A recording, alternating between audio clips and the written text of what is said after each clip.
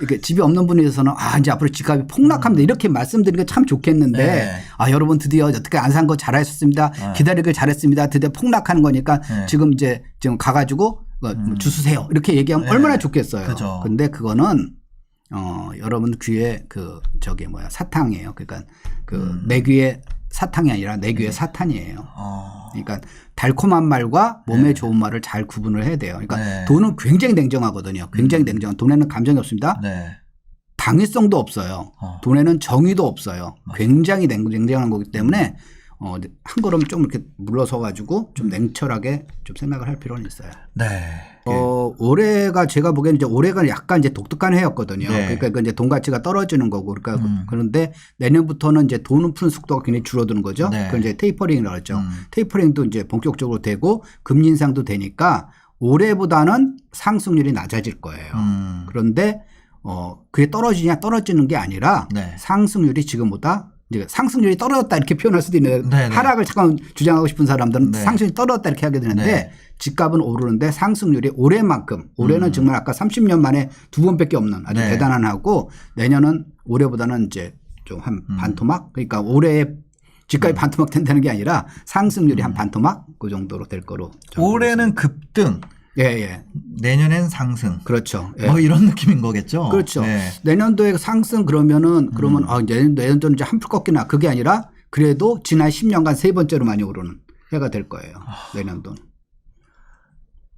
그러니까요. 거기다가 오른 가격에서 더 오르는 거니까. 그러니까 그게 문제죠. 퍼센티지로 따지면. 퍼센테이지는 낮아지겠지만 절대 금액으로 따지면 1억에서 10% 오르면 1,000만 원밖에 안 되지만 10억에서 10% 오르면 1억이 되거든요. 그러니까 체감적으로 옛날에 1,000만 원밖에 안 올랐는데 지금 1억 올라 그러면 이제 체감적으로는 굉장히 더 많이 느끼는 거죠. 비율은 비슷하지만. 2002년의 급등보다 지금이 훨씬 더 금액적으로 보면 압도적이겠네요. 그다음에 그때는 이제 그 사람들한테 이제 부동산이 이제 투자하는 사람만 몇 명 있고 일반적으로 많이 그 관심이 적었을 때고 지금은 이제 그 많은 사람들이 국민 전체가 사실 부동산 갖고 이슈를 많이 하니까 사람들이 더 이제 그 소외감이라 할까 박탈감 이런 게 많이 더 느끼는 거죠. 지금 이제 최근에 이제 상승률이 약간 주춤하고 일단 이제 거래량이 줄고 그다음에 이제 상승률이 주춤하니까 하락장으로 들어갈 그 초입에 들어왔다라고 이제 말씀을 하시는데 그거는 조금은 아직은 굉장히 성급한 얘기고요. 성급한 얘기고 지금 이제 자료 화면을 한번 보면서 말씀하시죠. 여기 보면은 빨간 색깔로 되어 있는 그 표는 이제 지난 10년간 매달 어떻게 매달 얼마나 이제 전국 아파트 매매가가 상승했는가를 이제 보여드리는 표고요. 요 파란색은 이제 최근 2년간의 흐름입니다. 지난 10년간에 비해서 2년간 굉장히 많이 올랐죠. 그래서 10년간 같은 경우는 한 달에 평균 0.26%씩 올랐는데 최근 2년간은 이제 1.15% 올라가가지고 한 달에 1%씩. 한 달에 1%씩 올랐어요. 그래가지고 어마어마하게 올라가지고 올해를 누적하게 보면은 이제 아직은 이제 12월 끝나지 않았으니까 아직은 이제 마감은 안 했지만 12월까지 다 되면은 올해 이제 상승률이 올해 한 해 누적 상승률이 이제 20%가 넘으래요. 이게 20% 넘는다는 거는 지난 30년간 딱 2번밖에 없었어요. 2002년도 그러니까 2002년도에 IMF 외환위기 직후에 시중에 돈이 워낙 많이 풀리면서 1988년도하고 1989년도 1998년하고 99년도 그 두 해에 걸쳐 가지고 통화량이 40%가 늘었거든요. 시중에 돈이 많이 풀리니까 이제 그 여파로 해서 2002년도에 그 집값이 이제 22% 정도 올랐고요. 요번에 이제 20% 넘는 게 이제 두 번째로 20% 넘는 게 이제 지난 30년간 두 번째로 많이 오른 해가 될 건데 그게 이제 화면 다시 보여주세요. 그런데 지금 현재 보면은 지금 어마어마하게 이제 오르는 거예요. 그래서 지금 현재 그 1% 이상, 그러니까 매월 1%, 그러니까 1%씩만 오르게 하면 1년에 12%잖아요. 그렇죠. 그것도 어마어마한 거거든요. 그래서 1%씩 오르는 게 얼마나 많이 오른 거냐라고 하면은 여태까지 역사상 1% 넘은 적이 얼마가 없어요. 근데 지난 1년을 보면은 12달 내내 1% 넘은 거예요. 그렇죠. 작년 11월부터 올해 11월까지 13달 연속으로 그 1% 넘었거든요. 올해 11월까지도요? 11월까지도. 그래서 그 화면 잠깐만 더 보여주세요. 네. 자, 그런데 지금 현재 보면 이제 12월 되면은 이제 12월 되면 요게 이제 1% 밑으로 떨어질 거로 이제 예상돼요. 한 뭐 8%나 9%로 떨어질 것 같아요. 0.8이나 0.9. 그렇죠. 0.8이나 0.9로 이제 떨어질 거로 이제 예상되는데 그런데 이제 그게 무슨 의미냐 하면은 그러니까 이제 그 이제 경제부총리 입장에서 보면 이게 2%까지 갔던 게 최고 2%까지 갔던 게 이제 좀 떨어져 가지고 지금 반토막 상승률이 반토막이 됐다라는 건데 제가 이제 비유하자면 이런 거예요. 어떤 사람이 이제 계속 체중이 막 늘어나 가지고 다이어트를 해야 돼 가지고 결심을 한 거예요. 다이어트를 해 가지고 매달 1kg씩 찐 거예요. 이 사람이 살이. 그런데 이 사람이 이제 운동을 열심히 했더니만 이번 달은 0.5kg 그러니까 500g밖에 안 찐 거예요. 자, 그러면 500g밖에 안 쪘으니까 와, 난 다이어트 성공했다라고 얘기를 해야 될까요? 아니면 앞으로 더 노력을 해야겠다 이렇게 얘기해야 될까요? 앞으로 더 노력해야겠다. 그렇죠. 지금도 계속 체중은 늘고 있는 거예요. 과거와 체중 늘어나는 속도보다 적게 늘어났다는 거지 체중이 빠지는 게 아니거든요. 그렇기 때문에 지금 상태가 지금 그렇습니다. 그래서 지금 현재가 아까 이번 달 한 0.8이나 0.9로 이제 끝날 거로 예상이 되는데 12월에 그러면 그렇게 되면 그것도 사실 굉장한 거다라고 할 수가 있습니다. 그다음에 이거는 안심할 수가 없다. 이게 뭐 하락으로 꺾였다라고는 절대 볼 수가 없다라는 거죠. 최근 10년간 월 평균 상승률은 0.26%였습니다. 근데 지금 0.8이나 9 정도로 이제 상승률이 12월은 내려올 것 같은데 그래도 그 이것이 보통 이제 3배가 평균 상승률의 3배 그렇죠. 정도 3배 정도잖아요. 그렇죠. 예. 그리고 1% 넘는 게 얼마나 대단한 거냐면 지난 10년간 1% 넘는 게 16달 그러니까 16개월밖에 없었어요. 10년 중에 10년이면 120개월이죠. 그렇죠. 120개월 중에서 13.3%니까 16개월밖에 없었는데 그 16개월 중에서 최근 13개월이 있고 그럼 나머지 3개월 있을 거 아니에요. 나머지 3개월이 작년에 2개월 그다음에 2018년도 1개월 그러니까 최근에 이 상승세가 역대급이라고 생각하시면 되겠습니다. 지난 10년 중에 총 120개월 중에 1% 넘게 오른 게 16개월. 그렇죠. 120분의 16분의 120이었는데 120분의 16. 120분의 16이었는데 그중에서 16 중에 13개월이 최근 13개월이다. 그렇죠. 그래서 최근 13개월 1년 전까지만 해도 1% 넘는다는 건 야, 월에 어떻게 1% 넘어. 그렇죠. 이런 분위기였다는 거잖아요. 그러니까 지금이 막 아까 같이 1kg씩 막 살이 찌고 있어가지고 와, 이거 너 큰일 났다. 병원에서 너 살 안 빼면 큰일 났다 그랬더니만 기껏 막 운동을 하긴 했는데 이제 0.5kg 쪘다고 이제 자랑을 하는 건데 그게 아니라는 거죠. 줄여야 되는 건데. 월 평균 상승률 수준까지 오려면 아직 0.26까지 내려가야 된다. 2020년 5월에 이런 때는 0.2도 안 되게 오르던 때도 있었어요. 그렇죠. 그죠. 근데 2020년도 급등이라고 얘기를 했었으니까. 그렇죠. 2020년 하반기부터 이제 집값이 오른 건데 그건 이제 우리나라만 그렇게 오른 게 아니라 다른 나라도 2020년 하반기부터 동시에 거의 다 올랐어요. 미국을 포함해서 그때부터 이제 급등을 했는데 그게 이제 그 전 세계적으로 그러니까 우리나라 같은 경우는 조금 이제 독특하긴 하지만은 그래도 전 세계적으로 이제 돈 가치가 떨어지면서 통화량이 늘어나면서 이런 현상이 벌어진 거죠. 그래서 예를 들면은 이제 미국 같은 경우는 이제 통화량이 언제부터 많이 늘었냐면은 작년 이제 3월 초부터 그러니까 2020년 3월 초부터 늘었거든요.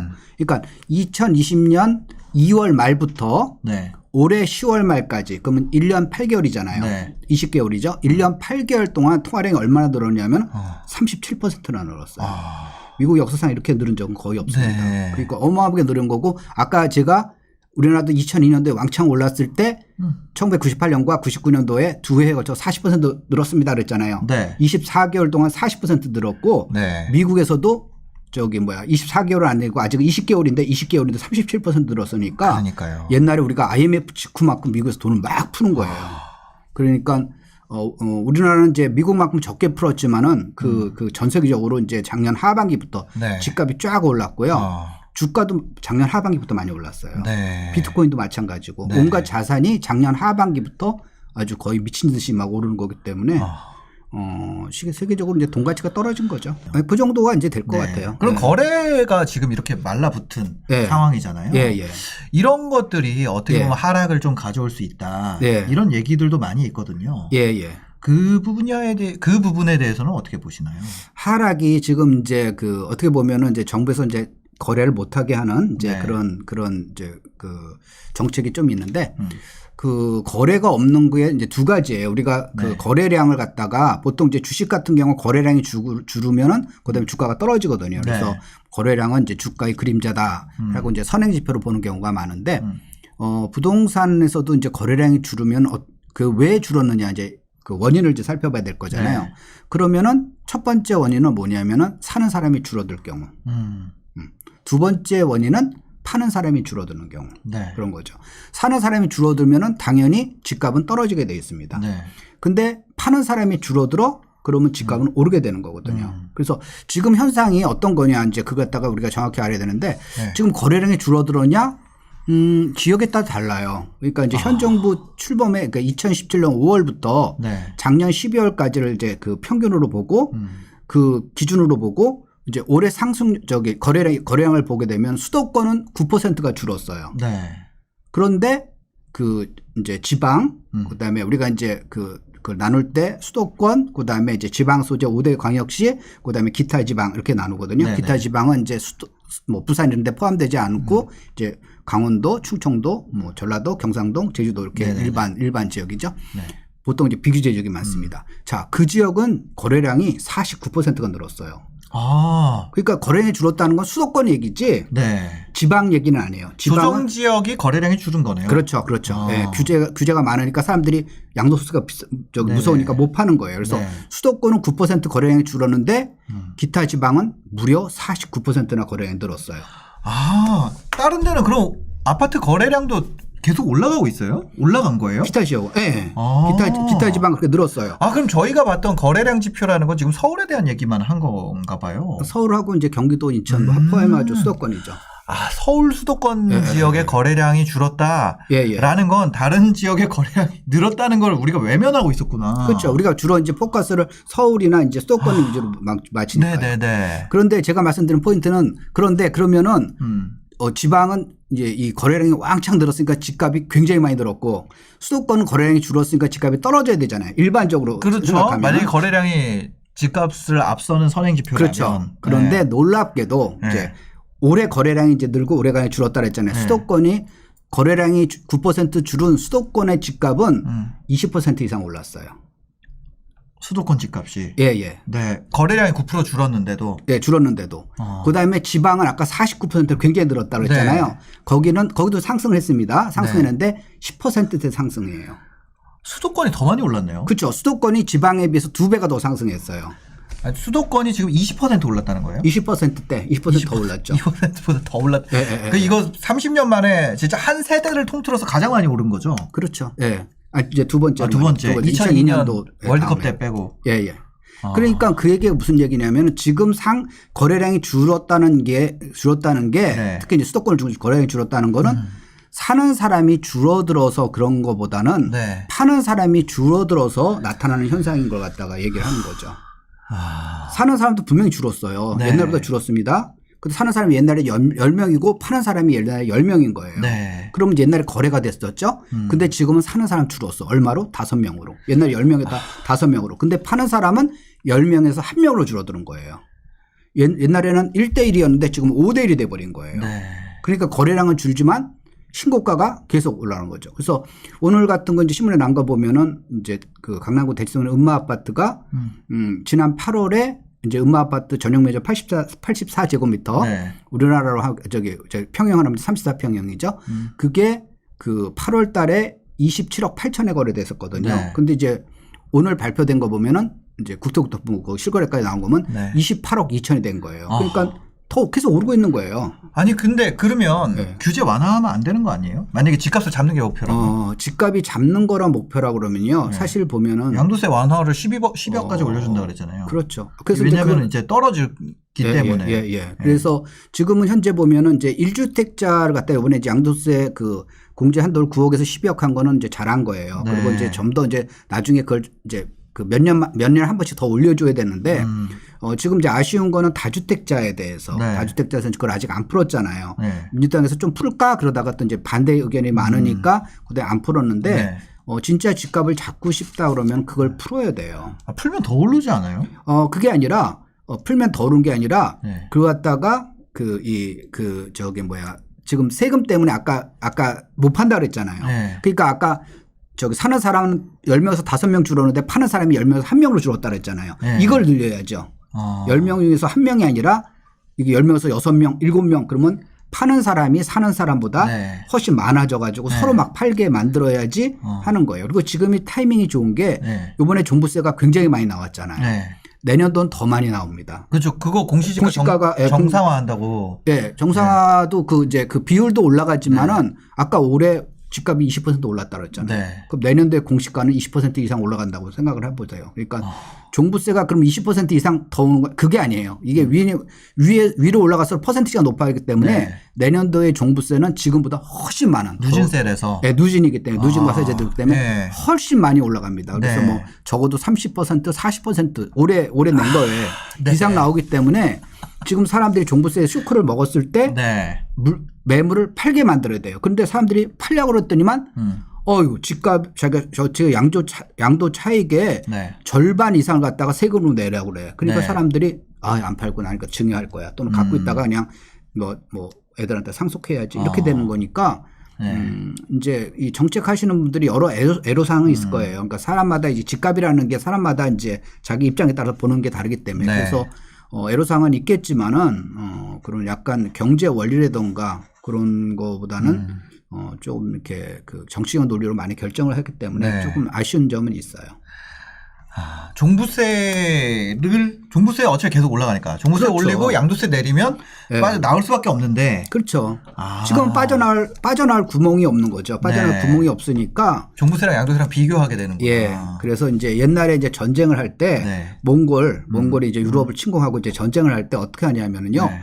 구석에 몰아놓고 막 공격하지 않습니다. 그럼 그 사람들 살기 위해서 목숨을 걸고 덤비거든요. 네. 한쪽 구석을 남겨놔요. 그쪽으로 도망가게. 네. 그럼 사람들이 서로 먼저 살라고 그걸로 그쪽으로 도망가는 거예요. 그런데 그 도망가다가 그럼 몽골이 이제 옆으로 쫓아다니고 저쪽에서 기다리면서 이제 몰살을 시키는 거죠.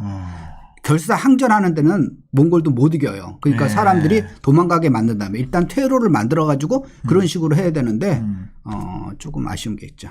네.